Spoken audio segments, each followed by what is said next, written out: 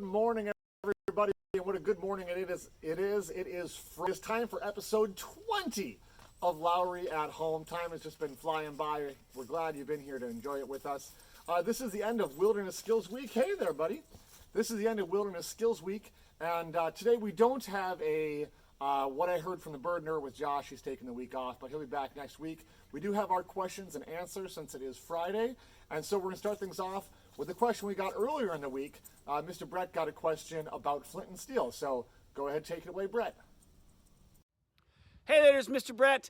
Earlier this week, you saw me make a fire using flint and steel and char cloth, and a couple questions came out of that video. Number one was, could I use jeans that are some of those stretchy jeans to make char cloth? The simple answer is no. Char cloth has to be made from a material that is 100% plant-based, be that cotton, be that linen, be that jute, but something that doesn't have anything else in it besides plant fibers. Now, the second question was, all right, well, you made a fire using char cloth and you needed the fire to make the char cloth, but could I make char cloth then without the fire?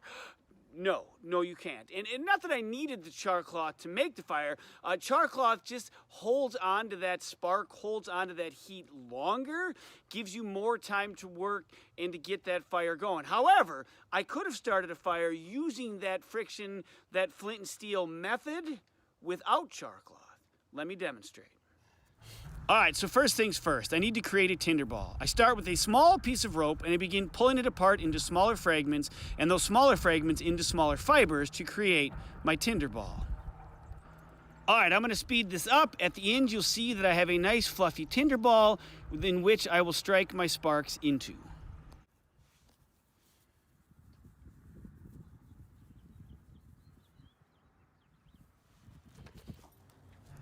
Now, instead of flint and steel, I'm using steel and magnesium. What happens here is when I strike the steel against the magnesium rod, it creates friction and is shaving off pieces of magnesium that are actually super duper hot because of that friction.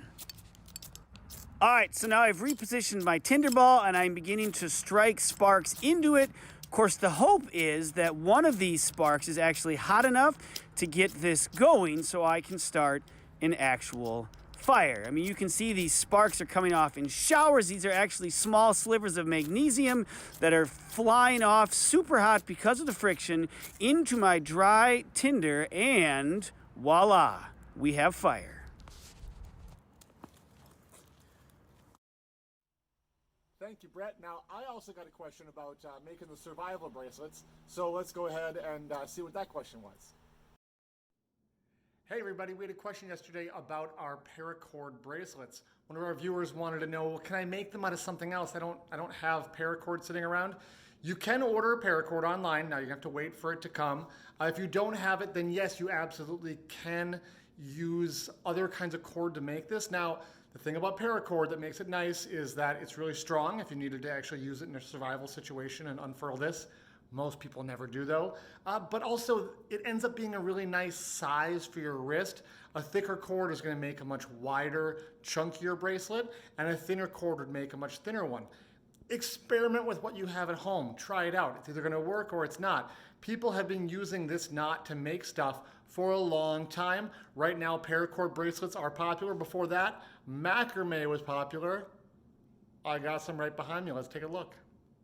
So here is my pot holder here in my kitchen, and it's got some plants growing in there. But if you look at the bottom, this pattern down here is the same pattern that you find on, ta-da, the survival bracelet. So if you were to have some rope, some soft rope like this at home, you could actually make a paracord, or it wouldn't be a paracord bracelet, but you can make a bracelet out of this.